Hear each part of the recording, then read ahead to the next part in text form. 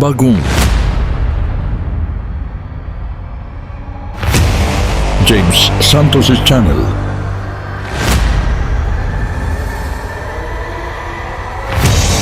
Bagong tema, bagong boses, may komentaryo. Ang pangangaral ni Brother Eli Soriano.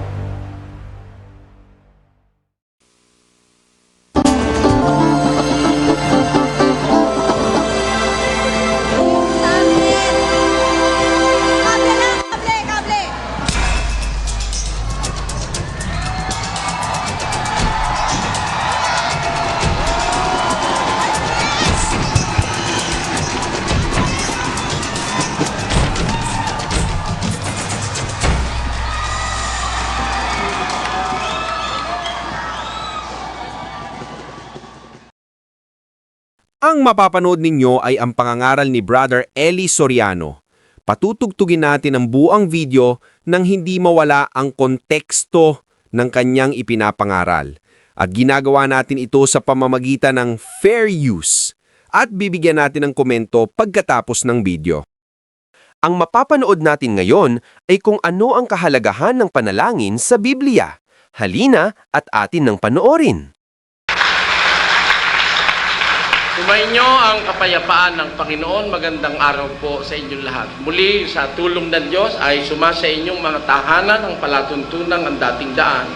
At kami po'y muling malugod na nag-aanyaya sa inyong lahat, mga minamahal na kababayan, dito sa susunod na oras ng ating pag-aaral ng mga salita ng Diyos sa paggamit natin sa airlanes bilang patutuo na tayo'y naririto sa panahong sinasabi sa Biblia nang minsang banggitin sa hula ni Propeta Daniel ang ganito aking pong babasahin at inyong pakinggan. Dito sa 12 at 9:4, ngunit ikaw, O Daniel, isara mo ang mga salita at tatakan mo ang aklat hanggang sa panahon ng kawakasan. Marami ang tatakbo ng paruot parito at ang kaalaman ay lalago.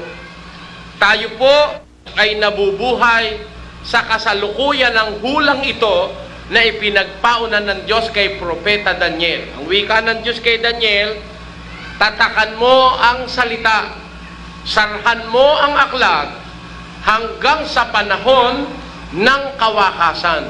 Ano po ang magaganap sa panahon ng kawakasan? Marami ang wika ang tatakbo ng paruot parito at ang kaalaman ay lalago.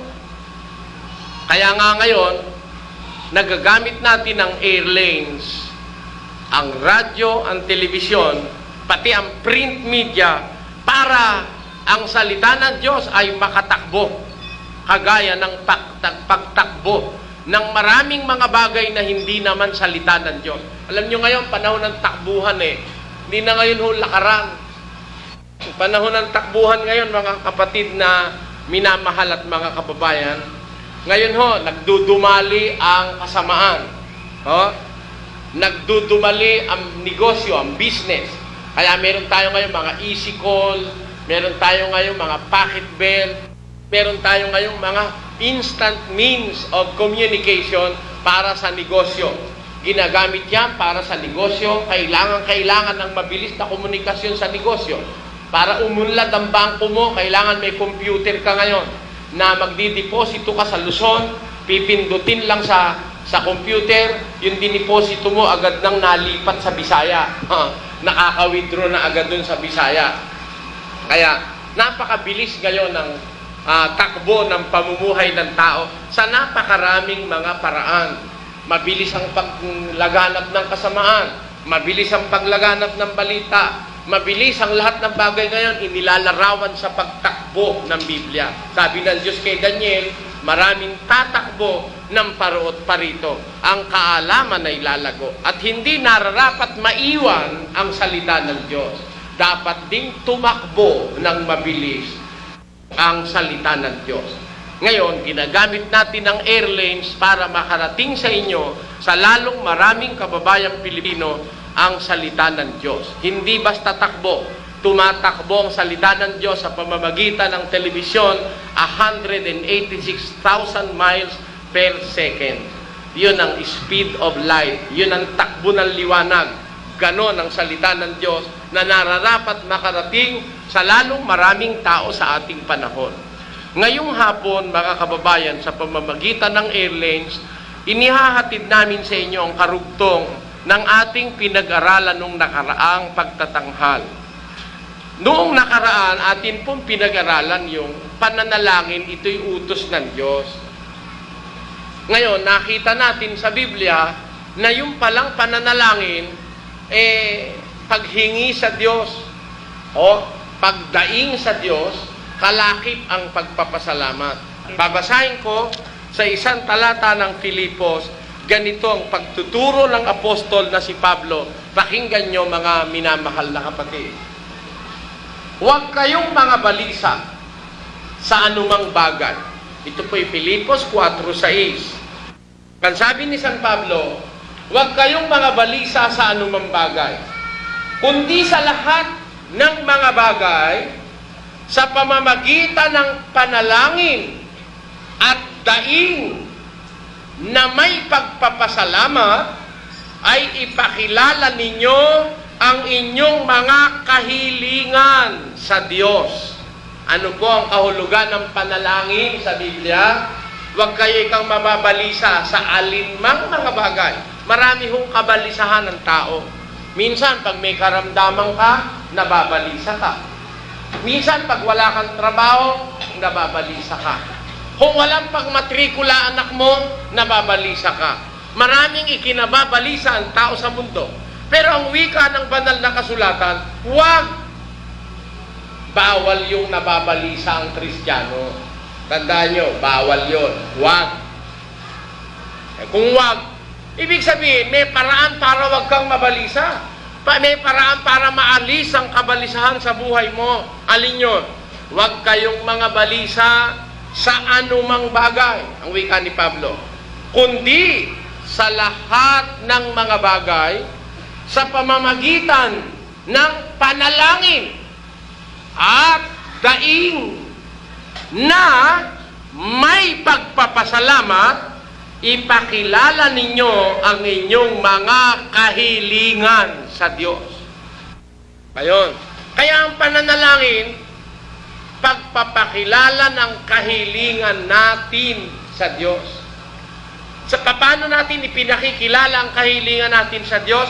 Sa pamamagitan ng panalangin at daing na may pagpapasalamat. Kaya magkakasama yun panalangin, daing, nakalakip ang pagpapasalamat, ipakilala nyo ang kahilingan nyo Maria, hindi. Kay Pedro, hindi rin. Ipakilala nyo ang inyong mga kahilingan sa Diyos. Kaya alam nyo kung sino lang ang pinananalanginan, ang Diyos lang Ang Diyos lang. Yun ang sinabi ni Kristo Pakinggan nyo, ang Diyos ang dapat nating i-address sa pananalangin. Ito ating mababasa. Magsidalangin nga kayo ng ganito, ang wika ni Kristo. Pray unto this manner. Paano yun? Ama namin na nasa langit ka, sambahin nawa ang pangalan mo. Dumating nawa ang kaharian mo. Gawin nawa ang iyong kalooban, kung paano sa langit, gayon din naman sa lupa. Ibigay mo sa amin ngayon ang aming kakanin sa araw-araw, at ipatawad mo sa amin ang aming mga utang, gaya namin na nagpapatawad sa mga may utang sa amin. At huwag mo kaming ihatid sa tukso, kundi iligtas mo kami sa masama, sapagkat sa iyo ang kaharian at ang kapangyarihan at ang kaluwalhatian magpakailanman. Siya nawa. Nakita niyo ang panalangin tinuro ni Kristo? Mananalangin kayo ng ganito. Hindi naman sinabi ni Kristo, tuwing mananalangin kayo, ang panalangin niyo ito.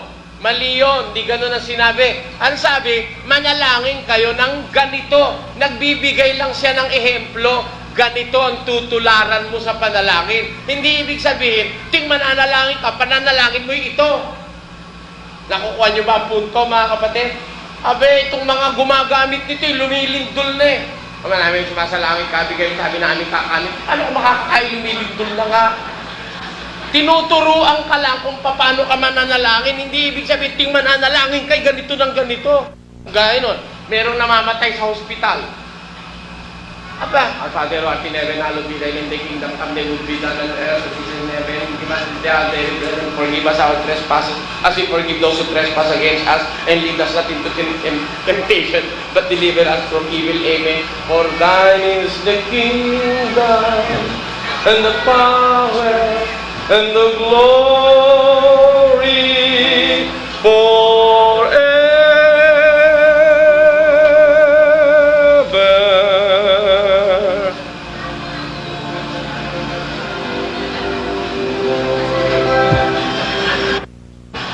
Abay, naghihingalo eh. Maraming sumasalangit ka. Bigay mo sa amin ng kakanin araw-araw. Makakakain pa ba yung hihingalo na nga yan? Hindi naman sinabi ni Kristo na tuwing mananalangin kayo, ito pananalangin mo eh. Kundi, ang sabi niya, mananalangin kayo ng ganito. Pray unto this manner. Like this, like. O, kagaya. Mananalangin kayo ganito. Example lang ito.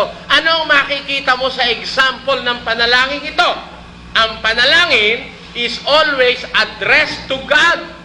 Lahat ng panalangin ng mga apostol, galugarin mo ang Biblia, lahat ng kanilang panalangin sa Diyos ipinatutungkol. Walang kahit isang ipanalangin na ipinatungkol kay Maria. Basahin niyo ang Biblia. Sa Diyos lang. Nang manalangin ng mga apostol, humihiling sila ng kapalit ni Judas. Ano ang pinanalangin nila? Tinan ninyo ha? Nang manalangin ba yung mga apostol? Dahil si Judas nagtaksil. Lumayas na si Judas, nakipagkutsaba na kay Lolita. Ay, anong bang manalangin ng mga apostol? Nanalangin ba ng Ama namin? Ganun ba? Pakinggan nyo kung ano ang pinanalangin ng mga apostol. At kung kanino sila dumalangin. Eto. At magmula sa pagbabautismo ni Juan hanggang sa araw na siya'y tanggapin sa atin sa itaas, ay nararapat na ang isa sa atin o ng isa sa mga ito'y maging saksi na kasama natin sa kanyang pagkabuhay na maguli.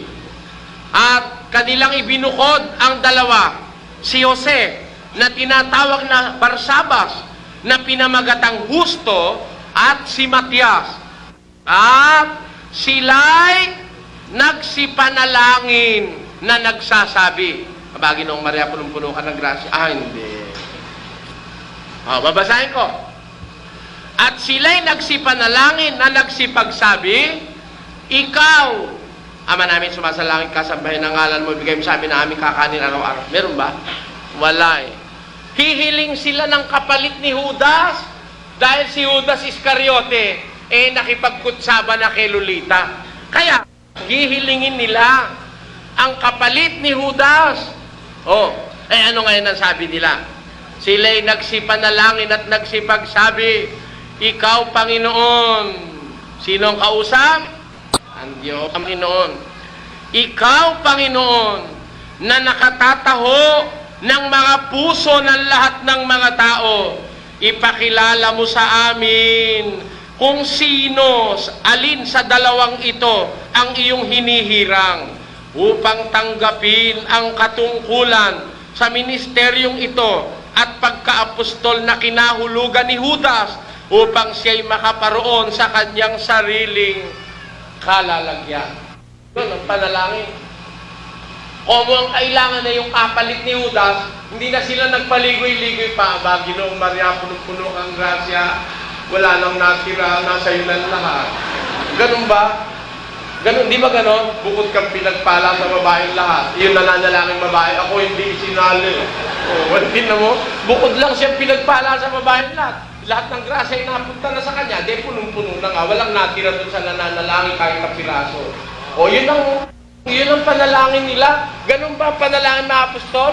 bago maghumiling kung ano yung hihilingin mag-aama-ama namin muna na bigay mo sa amin ng kakanin araw-araw. Apostol lang kailangan doon sa oras na yun, hindi kakanin. Kaya diretso sila nanalangin.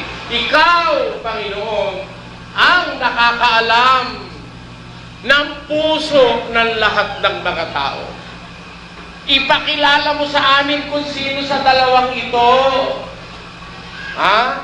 Sino ang iyong hinihirang upang tanggapin ang katungkulan at ministeryo na kinahulugan ni Judas upang siya'y makaparoon sa kanyang sariling kalalagyan. Yan ang panalangin. Kaya ang panalangin, ipinakikilala mo ang iyong kahilingan sa Diyos. Sa Diyos address ang panalangin. Kaya hindi kay Pedro, hindi kay Maria, sa Diyos tayo dapat manalangin. Sa Diyos tayo dapat pumuri. Sa Diyos tayo dapat humingi. Sabi ni Pablo, sa pamamagitan ng pananalangin at daing na may pagpapasalamat, ipakilala ninyo ang inyong kahilingan sa Diyos. Yan ang panalangin. Pagpapakilala ng kahilingan sa Diyos. Pero ang ating iniwang problema ng nagdaang pagtatanghal, bakit tayo hihiling pa sa Diyos? Lahat ng ating iniisip, lahat ng ating kailangan, higit sa ating iniisip, higit sa ating hinihingi, nakahanda naman siyang ibigay. Bakit pa tayo mananalangin? Di ba yan ang iniwan ko sa inyong pag-aaral, mga kapatid? Natatandaan pa ba nyo? Natatandaan nyo. Kailangan nating ituloy ito, di ba, mga kapatid? Kayo naman tutuloy daw pagka mayroong ibang paksa. Hindi bali na huwag ituloy. Hindi nyo na alam kung ano ang kahulugan ng ating paksa. Itutuloy natin ngayon. Bakit kailangan pang manalangin? Bakit iniutos pa ng Diyos na manalangin ang kanyang mga anak? Samantalang hindi pa hinihingi, ay ibinibigay na niya. Ayun. Lulutasin natin yan. Ang isa pa nating lulutasin, yung sinabi ng Diyos, manalangin kayong walang patid. Natatandaan nyo pa ba yun? Di ba? Nabasa natin nung nakaraan, manalangin kayong walang patid. Kung susunod ka ron, at hindi mo naiintindihan yung sinasabi, manalangin kayong walang patid, hindi ka na pwedeng maghanap buhay. Bakit? Pag nag-umpisa ka, hindi mo napapatirin. Di ba? Ni pumunta sa CR, hindi ka na pwedeng pumunta dahil ang sabi, manalangin kayong walang patid. Ayun. Kasi mayroong mga nagbabasa ng Biblia, ganon. Pag nakabasa, ang sabi ika ng Panginoon, ganito Pag sinampal ka sa kaliwa, ang gagawin mo? Bigay mo pa kakanan. Ano kahulugan nun? Sabi ni Kristo, sinampal ka sa kanan, bigay mo kaliwa. Ang nagdidemanda sa'yo para kunin ang iyong tunika, bigay mo pati balabal. Biro mo, tunika at balabal, bibigay mo. Di magbobolt ka. Ganun ba kahulugan nun? Ang mga salita ni Kristo ay may wastong kahulugan, may sensible na kahulugan, at may karapat dapat na kahulugan. Kanino? Doon sa nakakaalam ng kahulugan. Nung sinabi ba ng Biblia, nakainin nyo aking laman, inumin nyo aking dugo, kakatayin mo si Kristo, sisip-sipin mo ang dugo, lalapangin mo yung laman? Ganun ba yun? Yan ang diferensya. Kaya nung sabihin ng Biblia, manalangin kayong walang patid. Di alamin natin sa Biblia. Kaya, sa pananalangin, mga kapatid, kung sinasabi sa Biblia, manalangin kayo walang patid, manalangin kayo nakaunat ang kamay na banal, ano kahulugan nun? Kasamang lulutasin natin yan sa ating pag-aaral ngayong araw na ito. Ang ating susunod na tanong ay ganito, mga kapatid. Bakit? Nakikinig na kayo? Kaya ang masasabi ko sa inyo, mga kapatid, sa relihiyon, ingat-ingat tayo. Lalo na kung ang pagbibigay ng kahulugan sa Biblia ang pag-uusapan, hindi dapat bigyan ng kahulugan ng Biblia. Nakabasa ka, manalangin na nakataas ang kamay, nakaunat ang kamay, hindi ibig sabihin, ito ang kamay na ito nga ting mananalangin ka, iuunat mo. Dahil yung mga komang, kamusta na yon? Kahit anong unat ang gawin mo, komang balaktot pa rin yun Yung mga putol ang kamay, maiuunat ba nun ang kamay nun? Talagang putol na yon. Yung iba, nakita ko, yung sundalo, putol dito, dalawang kamay.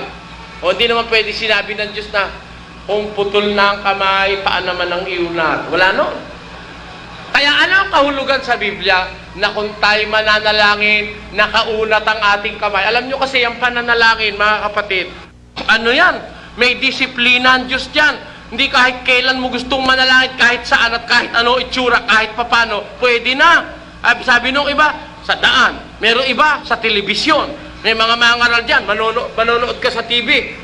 Panginoon namin Diyos, sinisilip pa kung nakikita na sa camera, kitang-kita mo, dumidila. Pipikit ako, didila, tinisilip kung nakikita siya sa camera. Talagang OA, mga kapatid. Atin-atin na lang yung pagsasabi. Maraming pastor ngayon, mahusay mag-artista. Dear Jesus! Ang pangit. Talaga napakapangit nung manalangin kayo, di naman talagang umiiyak Kunyari, nag-iiyak-iyakan wala naman luha. Ha? Talaga ang pananalangin sa Diyos may luha Siguro, kung hindi siya maluhat, naiisip niyang marami siyang nakukurakot na ikapo, hindi siya maluha. Pinipilit lumuha, hindi naman talaga maluha. I-close up mo man wala naman luha talaga. Nananalangin. Ganun ba? Ang pananalangin ba kahit papaano, kahit ano itsura? At alam nyo, maraming disiplina yan. Isang disiplina niya, kailangan sa pananalangin, ang sabi ni San Pablo, manalangin sa bawat dako, basahin natin. Mabuti yung binabase. Mapalad ang bumabasa, sabi ng Biblia. Eto, ibig ko ngang ang mga tao'y magsipanalangin sa bawat dako, na iunat ang mga kamay na banal na walang galit at pakikipagtalo. Ayun. Utos. Manalangin, iunat ang mga kamay na banal. Kamay na banal ang iunat, Hindi yung kamay na nangungurakot ng abuloy. Hindi yung kamay na nagtuturo ng mali. Kasi ang kamay, ginagamit yan sa pagtuturo. Di ba? Pagkumpas ng mga ngaral ginagamit yung kamay sa pagtuturo. Ginagamit dito rin yan. Pagkamakati. Di ba? Ginagamit din yung pananampal sa asawa. Di ba? Nung mga galit na galit sa asawa, tataka naman ako sa inyo. Mag-aasawa kayo. Niligawan mo pa. Maraming chocolate din ang nabili mo sa department store. Nung mapangasawa mo, imbis dagdagan mo yung pagmamahal mo kaysa dun sa dati. Palala ng palala ngayon, sampala na ang ginagawa ninyo. Dati pungayan ng pungayan sa isang tabi. Ngayon, dilata naman. Kaya yung mga nag-aasawa, mag-unos dili kayo. Siguraduhin nyo munang love na love mo talaga. Para kung love na love mo, nakahanda kang talagang magtiis. Matuklasan mo mang mabaho ang hininga o kaya may underarm alarm, kaya mo nang tiisin yun dahil mahal na mahal mo talaga. Kaya nga nagkakaroon ng broken homes dahil doon sa unplanned marriages, unprepared, na nagkita lang love at first sight daw. First sight yun hindi first smell yun Mas maganda pa nga yun, love at first smell na napalapit sa yung gano'n, mabango. Nagkaroon ka ng pagtatangi. Nakita mo, malayo sa'yo, pala may underarm alarm. Nung malapit na hindi ba, no? Kaya ang kailangan sa atin, kayo mag-aasawa kayo, mga kapatid, kung gusto nyo mag-asawa talaga, prepare muna nyo. Patayo ka muna ng kahit na isang kubo. Bili ka ng kawali. Unan. 2 unan man lang. Di ba, no?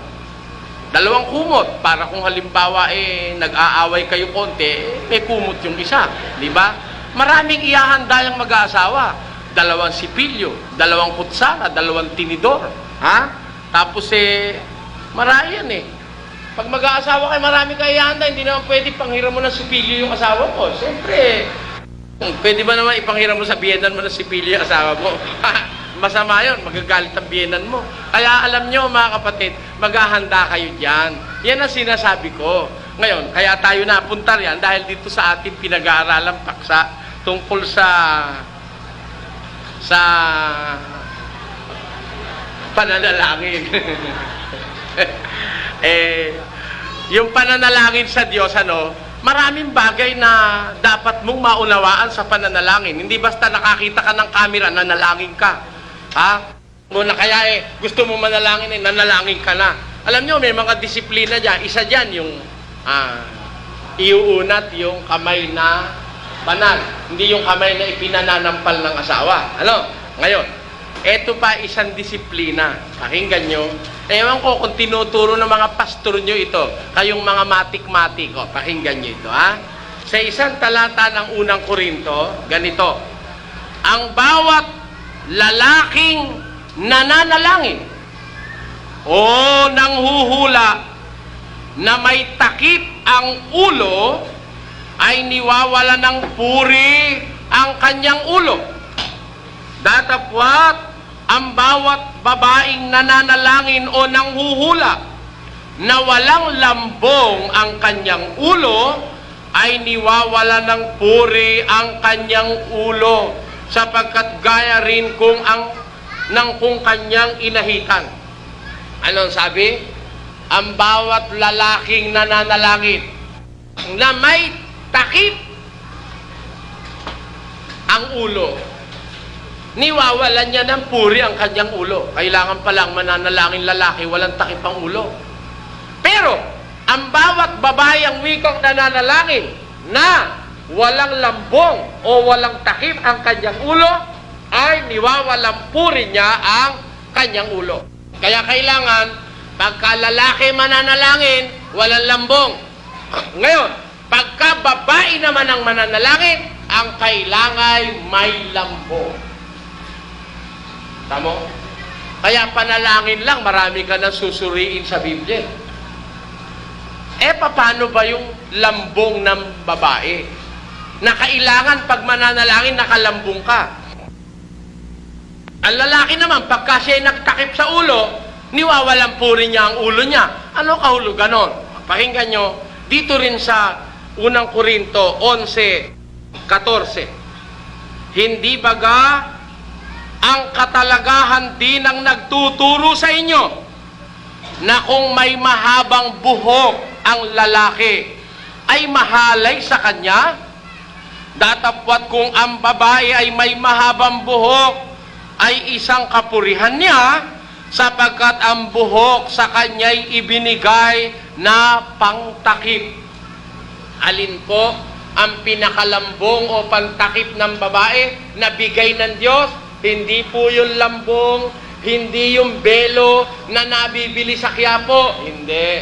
Ang pinakatakip na bigay ng Diyos sa babae, yung kanyang buhok. Bakit ang Diyos ang may bigay? Sabi kasi ni Mateo, dun sa kay Mateo, sabi ni Kristo, huwag niyong ipanunumpa ang inyong ulo sapagkat hindi kayo makagagawa ng isang buhok na maitim o maputi. Kaya ang Diyos ang nagbibigay ng buhok sa tao. Meron tao, gusto niyang may buhok, pero wala na.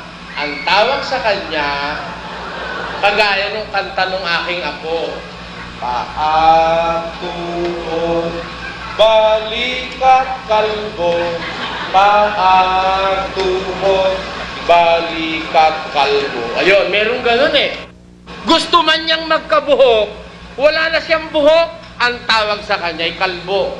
Ngayon, yung buhok, kaya tayo may buhok, ang tao may buhok, lalo na ang babae, bigay ng Diyos yan. Ang sabi ni San Pablo, kung may mahabang buhok ang babae, kapurihan niya sa Diyos. Bakit kapurihan niya? Sapagkat ang buhok ibinigay sa kanyang pinakalambong o pangtakip. Pero ang lalaki ka, mahalay na may mahabang buhok. Sapagkat kaya mahalay, ayaw ng Diyos na ang lalaki, pag nananalangin, may lambong. Yung buhok na mahabay, parang simboliko ng lambong, kaya bawal sa lalaki ang mahaba ang buhok kung ikaw ay Kristiyano. Pero ang babae na Kristiyana, kung may mahabang buhok, kapurihan niya sa Diyos sapagkat ang buhok ibinigay sa kanya na pinakalambok. Kaya kung pananalangin ang pag-uusapan, mga kapatid, dito lang sa itsurang ito marami nang hindi pumapansin dito kailangan pala pag lalaki mananalangin, walang lambong. Pag babae naman may lambong. Na ang lambong yung mahabang buhok. Isang batas ng ebanghelyo yan. Nasa Biblia yan. Ngayon, sabi ng ibang pastor ng matik-matik, na ang kaligtasan ni automatic, ganito. Hindi na kakailangan nyo. Hindi na namin binabasa yan. Ang binabasa lang namin, 3:16 of John. Ano ba ako yung nasa 3:16 of John? For God so loved the world, that He gave His only begotten Son, that whosoever may believe in Him shall not perish, but have everlasting life. Yun lang tama na yun. Tama na ba yun? Tama na? Talaga totoo-totoo. Ang kapal nito lalo na itong daladala ko English, ang kapal. Kapatid na Navarro, gupitin mo na lang yung John 3:16. Ayun. Palaminate mo. Yung matigas na lamination. Lagay mo sa bulsa de relo. Punta ka ngayon sa bundok, sabihin mo sa mga tao, mga kapatid, ito ang kaligtasan, daladala ko.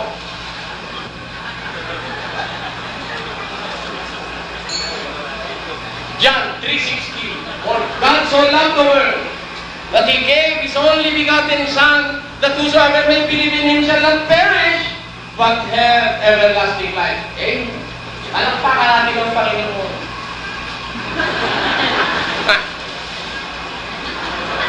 Tama na pala yun. Binigay pa ng Diyos ito kay kapal-kapal. Minsan nga, mabigat dalin makapal to Tapos ganun lang, ligtas na. No. Sabi ni Kristo, pakinggan nyo para ka maligtas, ito ang kailangan. At gawin ninyong alagad ang lahat ng mga bansa at sila'y inyong bautismuhan sa pangalan ng Ama at ng Anak at ng Espiritu Santo, na ituro ninyo sa kanila na kanilang ganapin ang lahat.